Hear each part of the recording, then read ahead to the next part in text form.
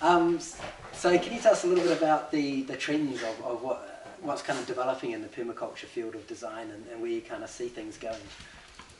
Yeah, well, there's definitely bigger designs, bigger blocks of land, more complex things being done. And certainly, like for instance, in the food forests, there's people who now are looking at relatively larger size food forests, and they're quite complex things to design. I mean, because they are intentionally diverse, and how it all fits together is sort of a bit of an open question still, a bit of experimentation going on. But like what we had at the educational hearing, when we had those presentations about what we were doing and what like Greenbridge were doing and things like that, it's interesting that what is going on, and some of it is foreign money coming in, buying up blocks of land, but then wanting to know what to do with it. And I have to say, they can afford to employ people, professional designers, and they do. I'd have to say New Zealanders are not the best at asking for professional advice.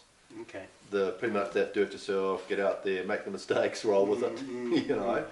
I don't, as a design professional, I'd say New Zealanders are not that aware of the benefits of design and doing proper evaluations and thinking through alternatives and that. But also the overseas clients know that they don't know this country. Yeah. And they don't know the context that, and New Zealanders often rely on, oh, well, I know somebody who knows somebody who knows somebody, you know, so I think that also comes into the...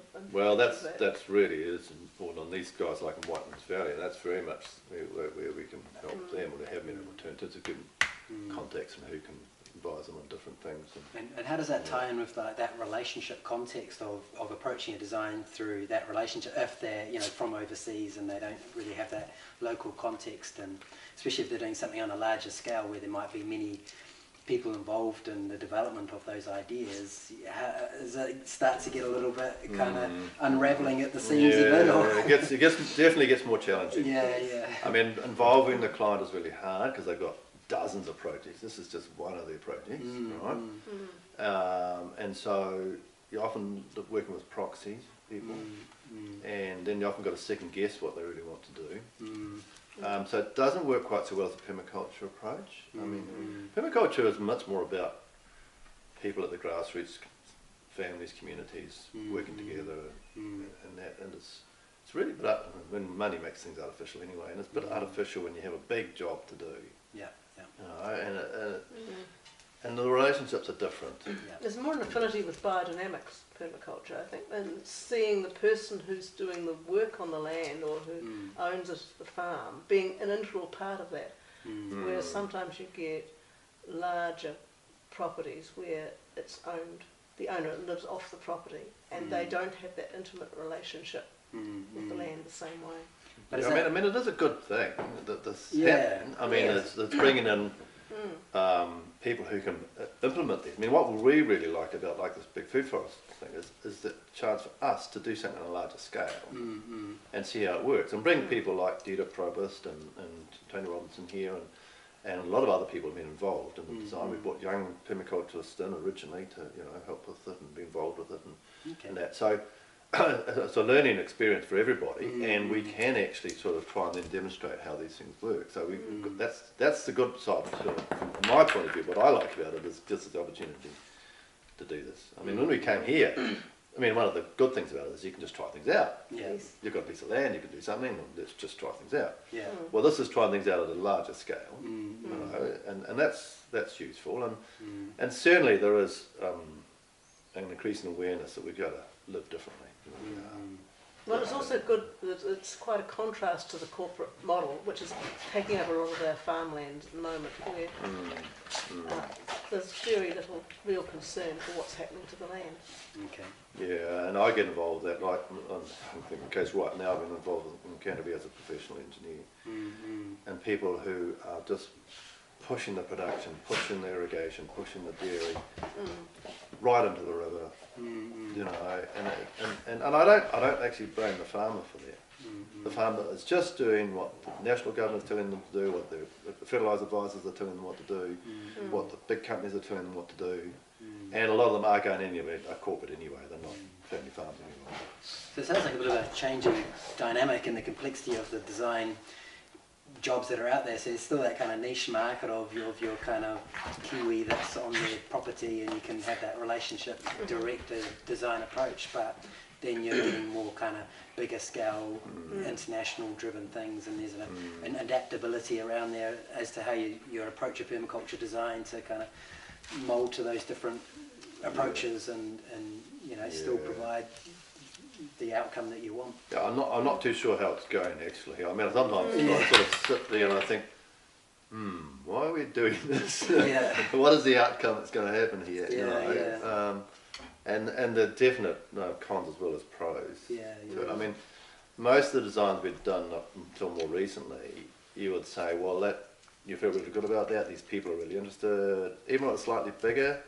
Like that one up Mangoni South when we were out there, that was tended to be slightly big, and then they didn't do so much what they were looking at there, but it was they really got a lot out of it. And you think, well, these people are really trying to live differently, live more in tune with the land we were in, and that, and to become more talented people of this place.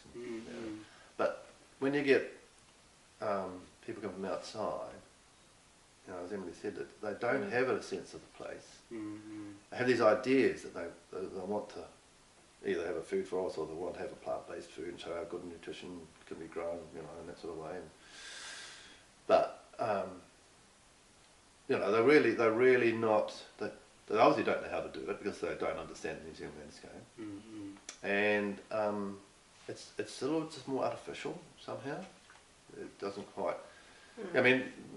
Permaculture is about holistic design, and it's about how it all comes together, as is biodynamics and that as well, the whole thing like that. It's much more holistic, and that's what you're trying to do. And you feel it's a little still can be quite fragmented. So I mean, it's good that this is going on, and these ideas are coming in, and that we're getting this ability to try things out and see how it works. And is it but perhaps... I don't know, it's a little bit sometimes... It is, isn't it? Yes. Is it perhaps, changing the context a little bit, like maybe recognition that you're not going to get to that final complexity straight away, and maybe scaling back that complexity a bit to make it simplified to a certain degree so that you can, progress that design over a longer period of time. It might take, 3-4 years rather than, 3-4 months to get to that end point, Well, I mean, I think the food forest in Ōrapa is a good example of that, because in both ways we've actually simplified the food forest, because in 20 hectares, well, there's 20 odd forest guilds of different types, and we looked at doing the understory, and how many tens of thousands, how many 100,000 plants should be planted. Well, you're not going to. So you've got to think, well, what we're going to in fact do is just manage what nature does.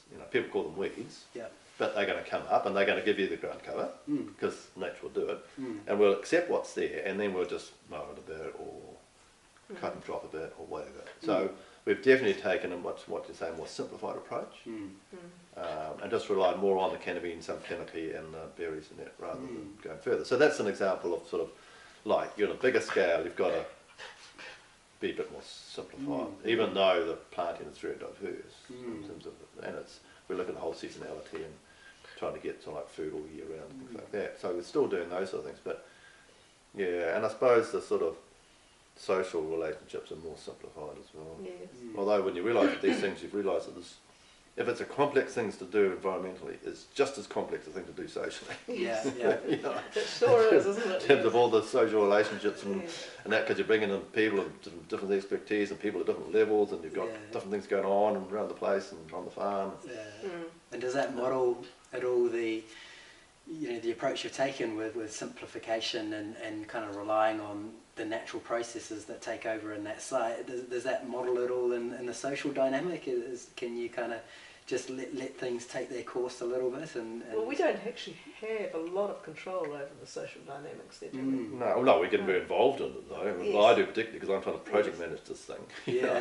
And no, you're right. I mean, you can certainly look at the permaculture principles in terms of the social relationships that are going on there, and how to work in the social sphere as well. And that's definitely true, because I mean permaculture in itself is developing a lot more in the social Yes. field. And I think there's a lot of permaculture design that's now becoming more around educational health or whatever it is, but in a more holistic way, and a way of a whole different way of living in relationship to things like the bugs in our intestines, and that, what's our relation in terms of health, what's our relationship with the microbes, and what they're doing, and there's more awareness around that as well.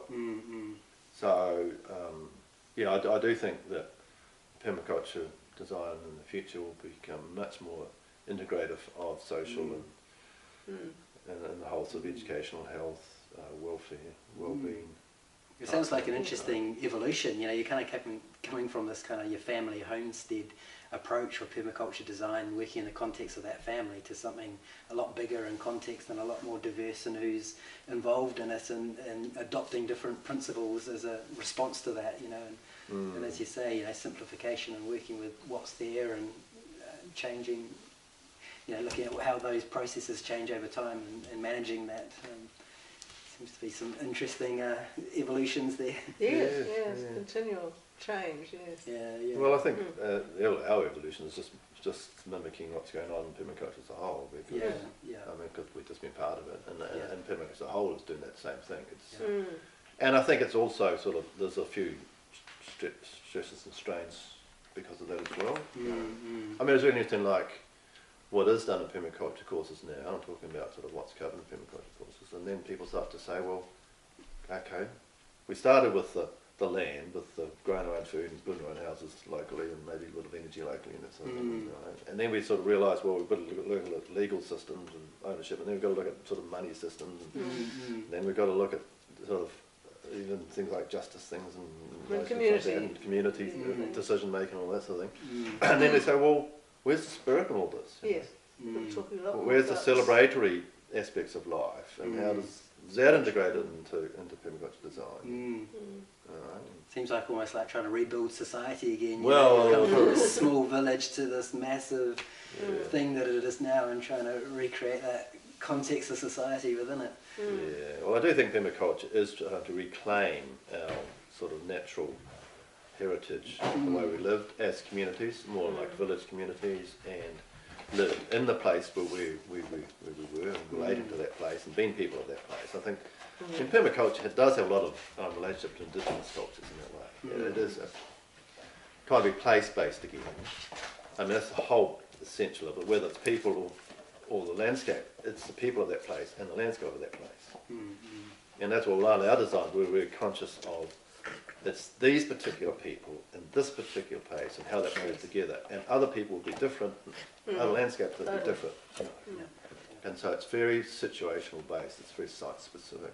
So if somebody else came here, they would design it differently. And that's right. And that's fine. That's as it should be.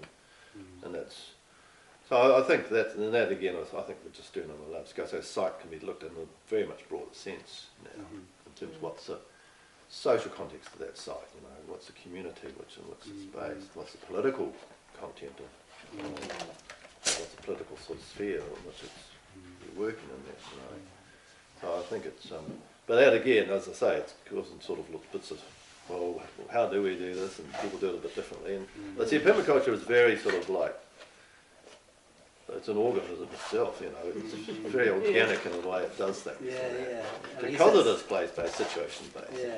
And that's a challenge maybe of the education around it. You're kind of trying to present a concept of what it's about and the things that define what it can be, but in the same sense, recognising that it's a changing beast and that it's very adaptable to your local context, and it's maybe a relationship-based thing, just trying to be more integrated in that relationship and diverse in your interconnections, and just the underlying principles that are guiding what you're trying to achieve, rather than the exact science of how it's brought about. Yeah, well, that was very interesting in educational hui, and how, like, there was definitely saying, well, there's this core curriculum, Bill Mollison core curriculum, and people say, well, hang on a minute, that was 30 years ago. Yes, what's appropriate today? What's appropriate now, and what I found really encouraging was younger people coming through, stepping up and being designers, and saying, and educators, and saying, but we should be doing it differently.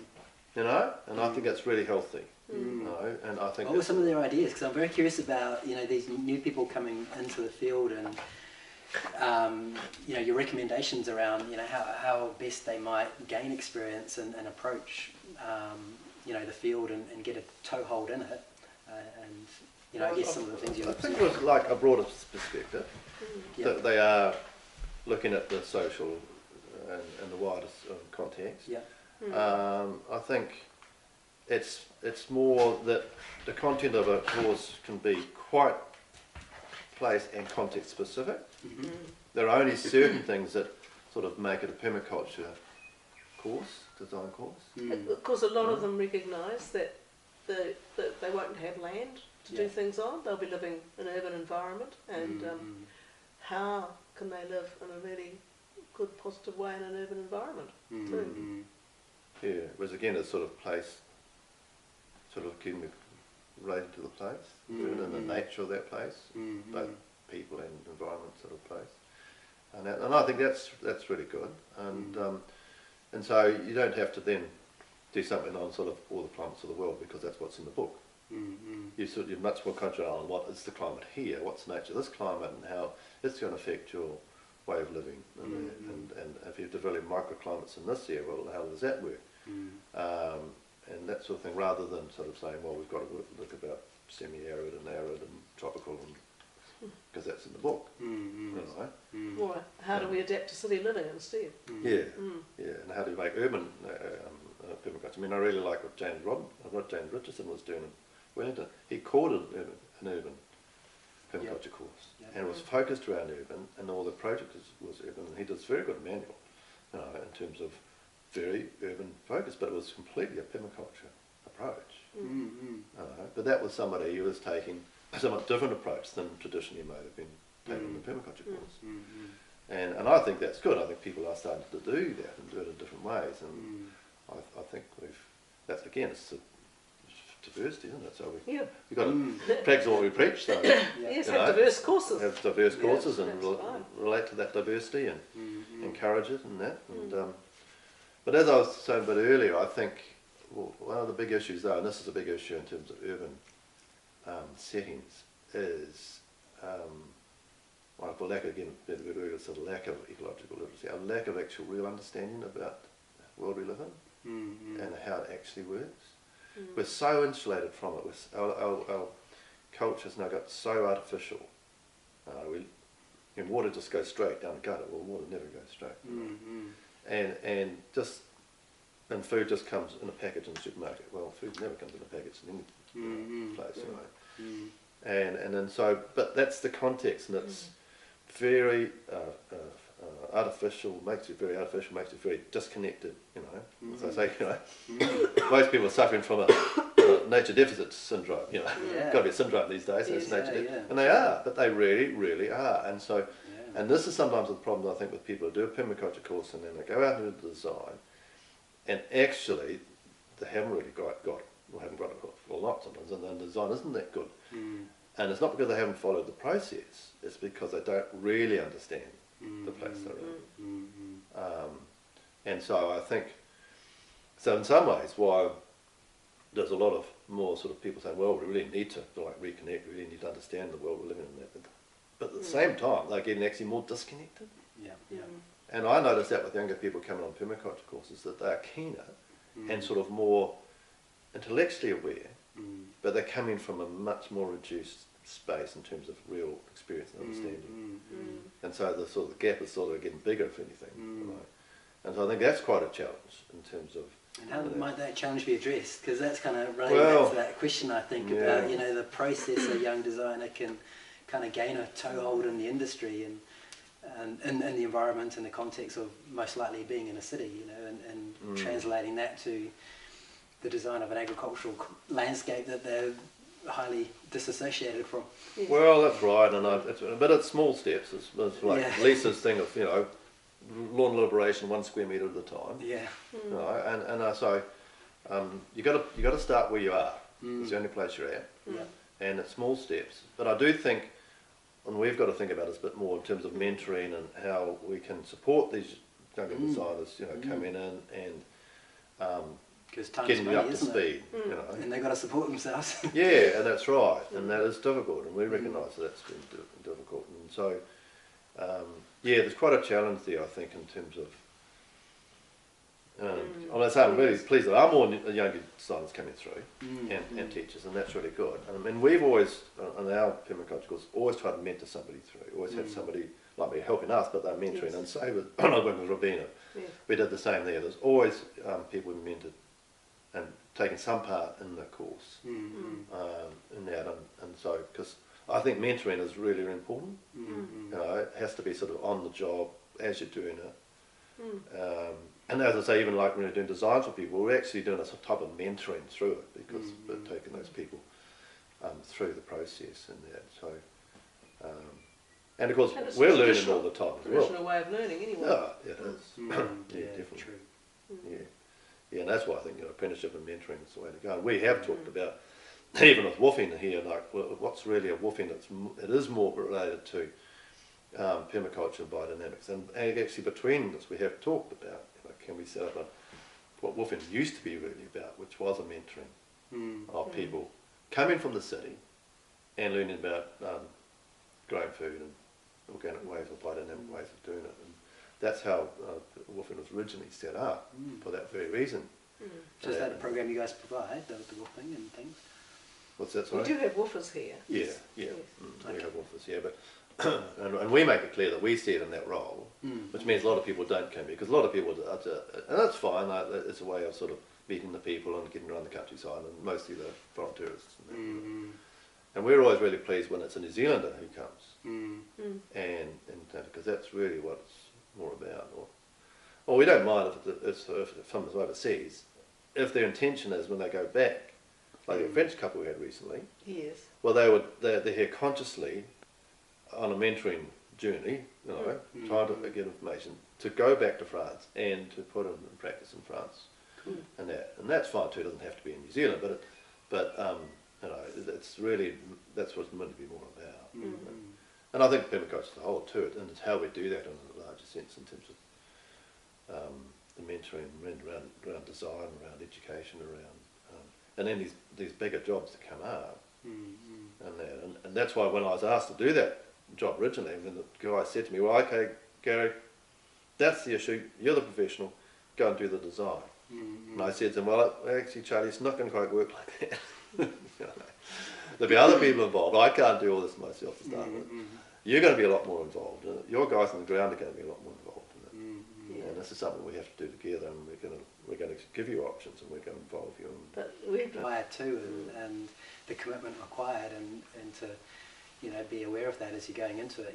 It's yeah, no, it's not easy. And New Zealand's a small country, so there's not a huge amount of work, and permaculture is still on the margins. I mean, we're still margin dwellers, I mean, and we will be, I think, for a while. Yeah, I mean, I think the margins are getting more. There's more margins, more complex margins, but they're still marginal, and the system itself, like I say, it's still in flood, and it's still development, economic growth, what they call progress. And it's still sucking people into and getting them have to be in there because they've got to have two jobs and they've got to commute an hour or two every day to work or whatever it is, and have people haven't got the time to do family things or community things or whatever it is. So people are still really sucked into it, and the banking system's making sure you're really sucked into it because they're giving you bigger and bigger mortgages, and they love the fact that you've got a bigger and bigger mortgage for the same house. And that's really having severe effect on people, in terms of sucking them in and making them have to work really hard and things like that just to make money. So, I mean, it's like all these things when you get into that swirl, when the old vortices really starting to swirl down there, the tensions get greater and greater as it gets really tighter, and I think our society is going into a really tight spiral.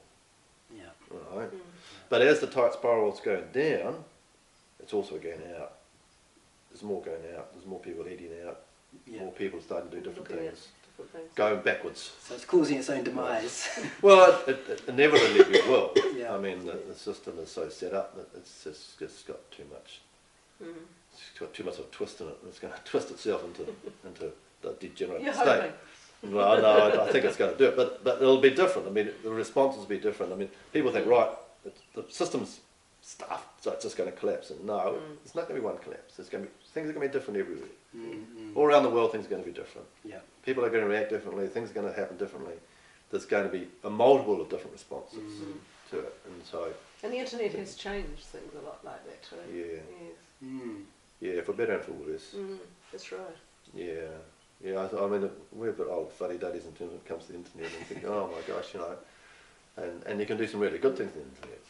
But on the other hand, you're thinking, There are downsides too. yeah, how much community is really, you know, if you can have 10,000 Facebook friends, and that's not a community. You know, that's, I mean, I'm not even go on Facebook.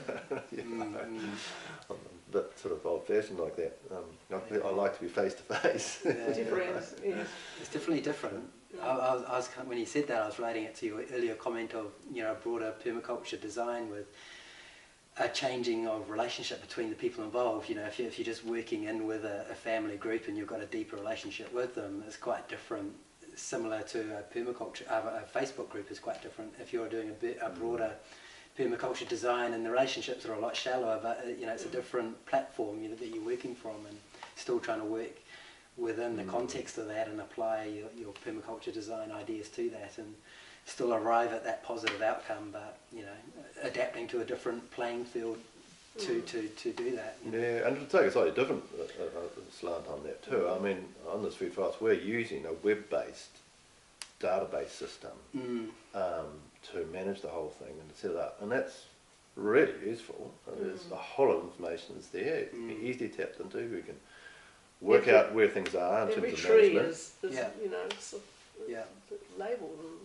And you need that when you've got that diversity. I mean, you can't just tell the pickers to go and, well, there's 100 trees down there, they're all Gala apples, just go and pick them because that's the season you're going to pick them, right? You've got these apple trees and they're all going to come ripe in this week or two, and they're all over the place because it's diverse. But you can go to this web-based database and you can click on that particular variety of that species and it will pump out a map and say exactly where they are, and then people can go home. So you can have the diversity, you can have your cake and eat it bits, you can have the diversity and you can manage it okay. All right? Yeah. And so in that way, in having databases and having web communication so people can do it from around the country basically, and we can advise them, and Dita or Tony that can just go onto the website or whatever, and then look at what's there. And so, you know, all those things are really helpful when you have that more diverse and bigger systems, without getting into the sort of corporate mentality, without it going corporate, you know, because that's what we don't want to happen. As these things get bigger, we want everybody to be still involved. The people on the ground, the designers, the owners, the people who are getting the food, you know, can all tap into this and all see what's going on in that. Because otherwise it will become corporate. There'll be some sort of hierarchy of structure imposed on it because it's too complicated. We're just going to have command. You know? So in that way, I think it's really, really useful. But on the other hand, you've got to really be careful about sort of like that it's just too shallow, the community or the relationships. So I'm not too sure how you get around that. I think there's going to be a lot of education involved in that whole thing because you're like you were mentioning the different apple varieties. Well, they also want to educate people as to the different varieties as well, and how you can use things more effectively, and what sort of ways you can use them. So the database is also great for that because they can pinpoint. Because we've used a lot of heritage species.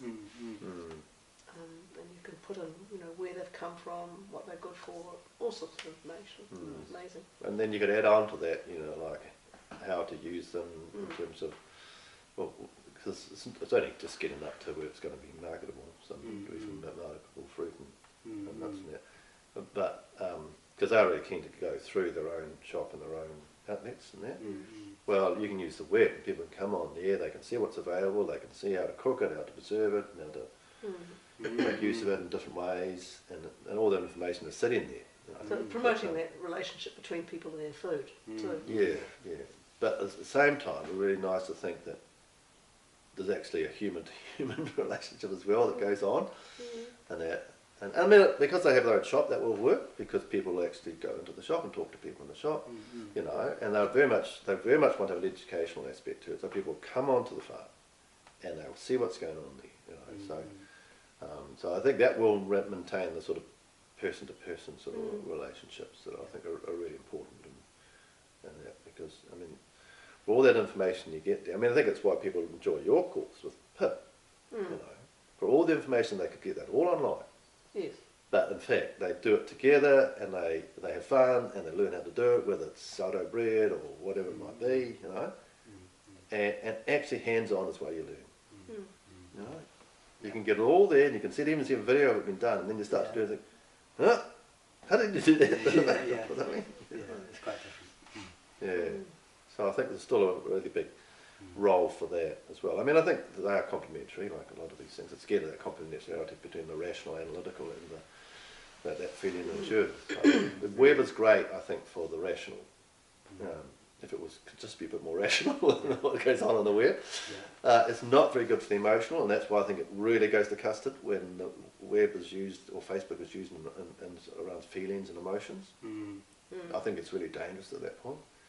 Whereas when it's used in terms of providing information and communicating about options and doing it in a sort of more rationalistic way, that's fine.